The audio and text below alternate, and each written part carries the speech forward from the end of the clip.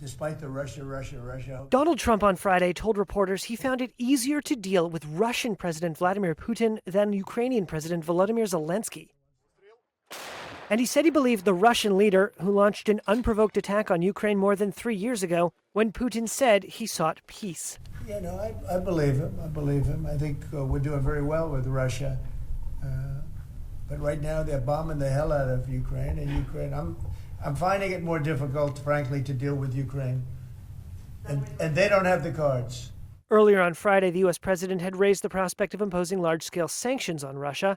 It comes after a Reuters report earlier this week that the White House was preparing to give Russia possible sanctions relief as part of the push to end the war and improve diplomatic and economic ties with Moscow. If you didn't have our military equipment, this war would have been over in 2 weeks. In 3 days, I heard it from Putin. 3 years of solid support for Ukraine was erased exactly 1 week ago in a shouting match in the Oval Office between Trump and Zelensky. Trump afterward canceled U.S. support for Ukraine and ended the sharing of crucial intelligence, measures that stunned allies across Europe and were met with approval in Moscow.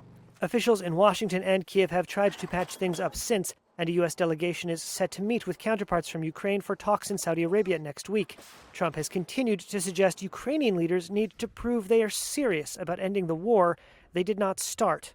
As you know, we're meeting in Saudi Arabia on sometime next week, early. And we're talking, I find that in terms of getting a final settlement, it may be easier dealing with Russia, which is surprising because they have all the cards. And they're bombing the hell out of them right now.